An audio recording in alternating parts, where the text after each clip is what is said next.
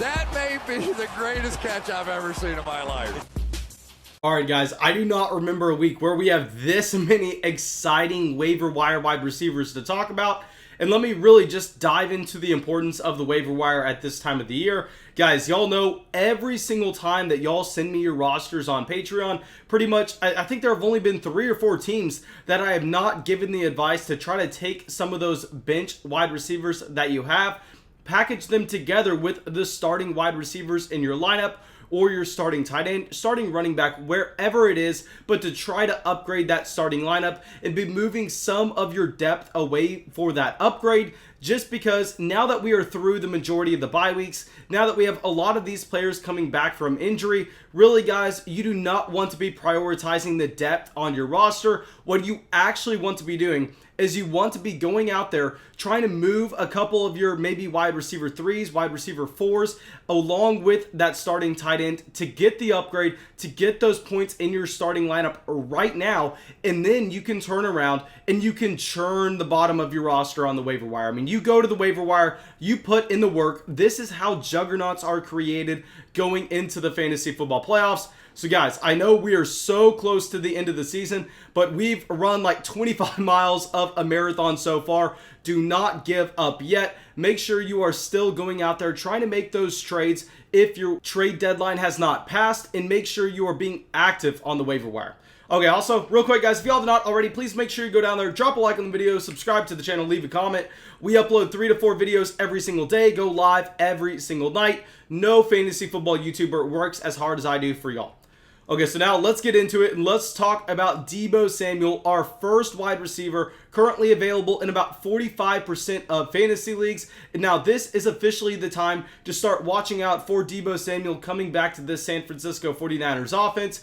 And I know right now this 49ers team looks absolutely horrendous, but really one of the reasons that they are having such a hard time moving the ball down the field, one, obviously the Jimmy Garoppolo injury. 2, obviously, the George Kittle injury. I mean, this team has been seeing so many injuries throughout the entire offense, but also because they don't have their wide receiver 1 in Deebo Samuel, it's going to be very, very important to try to monitor Deebo Samuel's target share in this offense once he comes back, because we've seen Brandon Ayuk really look like a solid wide receiver 1 for this team. Ayuk is coming off a week where he saw 14 targets, but I think we're going to see Deebo Samuel come back. We are going to see Deebo Samuel split that wide receiver 1 role with Brandon Ayuk. And while they don't have George Kittle on this team, we know that they are going to be having to look for playmakers. They need someone that's going to be able to provide some yards after the catch ability, just because really none of these guys are deep threats. None of these guys are going to make plays before they get the ball. That's exactly what Kyle Shanahan likes as well. Kyle Shanahan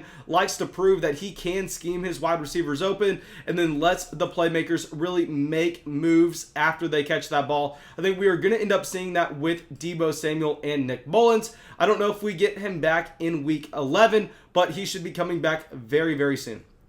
All right, now our next wide receiver, someone that I told y'all was the wide receiver 1 on the Philadelphia Eagles, way more talented than Travis Fulgham, Jalen Reagor. Guys, Jalen Reagor coming off a performance where he not only out-targeted Travis Fulgham, but he severely outproduced him as well. Now, we did not necessarily see the production for Jalen Reagor be through the roof, but we have to keep in mind that this is only his second full game playing in his rookie season. So this is going to be a wide receiver that is just now scratching the surface of the talent that he is. We know that he was an elite athlete coming into the NFL Combine out of TCU. He was drafted in the first round by the Philadelphia Eagles, and we are actually going to see this Eagles schedule get a lot easier as the year goes on. We've seen Carson Wentz pretty much have to make do with guys they've been signing off the street against some of the top defenses in the NFL. Well, now he's getting an elite wide receiver option in Jalen Reagor inserted, and on top of that, the defenses are getting softer. I think that we could look at Jalen Reagor having the upside as a high-end wide receiver 2.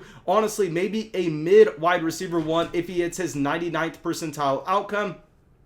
Yes, he does not necessarily have an extremely high floor just because he is that rookie wide receiver that's going to be volatile, but being available in 74% of your leagues, you should be able to get him off the waiver wire, and you're not going to have to rely on starting him every single week right away. You could hold him on your bench maybe for a week or two, see what his role is going to look like in this offense. I expect that he's going to be able to continue to increase his target share. Real quick, sorry if y'all see my dog coming over here trying to get attention. Let me chase her away real quick. All right, real quick, guys. She really wants to be in the video. We'll put her up here. Please go down there, drop a like for my puppy. At the very least, she's 8 months old. Great Pyrenees. Y'all can tell she's a monster. She's going to get a lot bigger. But yeah, if you're not already liked the video, now y'all have to go down there and drop a like. Okay, let me get her off, and then we'll continue with the video. Sorry, guys. All right, sorry about that, guys, but at the end of the day, we are looking at Jalen Reagor just having an elite ceiling because of his talent profile, and also due to the fact that we could see him come in and command a significant amount of targets in this Philadelphia Eagles offense against worst defenses. All right, so now our next wide receiver, someone that I actually told y'all to pick up as a free agent last week, so you did not need to use your waiver claim. You did not need to use any blind bid dollars. Anyway, if you did not want to listen, now you need to go pick him up. Michael Pittman going over 100 yards against the Tennessee Titans. Michael Pittman looks like he's the locked-in wide receiver one for this Indianapolis Colts offense. He looks like he's making what was already an elite 2020 rookie wide receiver class, maybe just the best wide receiver class of all time, because right now, guys, this class has featured CeeDee Lamb, Michael Pittman, T. Higgins, Justin Jefferson, Jalen Reagor, Laviska Shenault, Henry Ruggs, a bunch of other guys that I am sure I'm forgetting right now. Regardless, Michael Pittman is going to be that #1 target for Phillip Rivers. He's that big-bodied wide receiver where we could see him have a decent amount of touchdown equity in his offense. So please make sure, very similar to Jalen Reagor, that you're getting him off your waiver wire, not necessarily playing him right away, but keeping him on your bench for that upside, currently available in 91% of leagues. All right, so now our next wide receiver doesn't necessarily share that same type of upside as a Jalen Reagor or Michael Pittman, but at the end of the day, he does have a role on his offense that looks extremely, extremely appealing.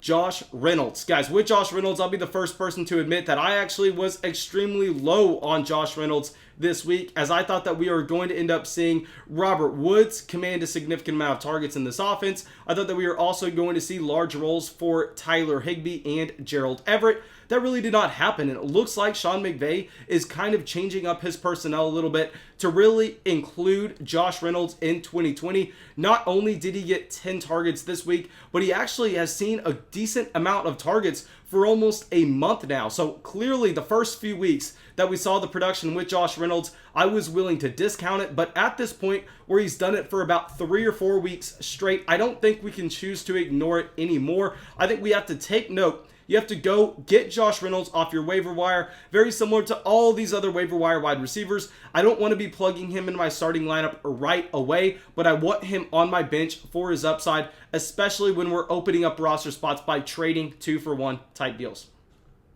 All right, now our last wide receiver, also available in 95% of leagues, also having an insane amount of upside, very similar to a Jalen Reagor and a Michael Pittman. Denzel Mims, guys. Denzel Mims also coming in and making this 2020 rookie wide receiver class look historic. I mean, his last game going out and commanding almost double-digit targets, and what was actually fantastic about that performance is that production came in a game where we actually saw Brashad Perriman go berserk. We actually saw Jamison Crowder be active. So I think maybe that was a floor performance for Denzel Mims, where we could see him continue to progress as the year goes on. Very similar to Jalen Reagor, he's been suffering a hamstring injury all season, so we're just now getting him in some real life NFL action. I think as the year goes on, this is an elite athlete out of Baylor that may not necessarily have the best route running right now, but he has that athletic profile. There are a desperate need of playmakers in New York right now, so I think we could see Denzel Mims step up into a role of the New York Jets offense where he is going to be an every down player. He has that elite level athletic profile, so if he starts to get the targets, if he progresses as an NFL wide receiver, if we get some improved quarterback play from Sam Darnold, I think that we have a ton of upside with Denzel Mims. But thank you guys. I really hope y'all enjoyed this video. I really hope y'all got something from it. As always, if y'all did, please make sure you go down there, drop a like, leave a comment, subscribe to the channel. It really, really helps us out, and we will be live streaming every single night this week. I really hope that I'll see y'all out there. We go live at 9 p.m. Central every night, except on Monday and Thursday, and we go live after those games and that night. That may be the greatest catch I've ever seen in my life.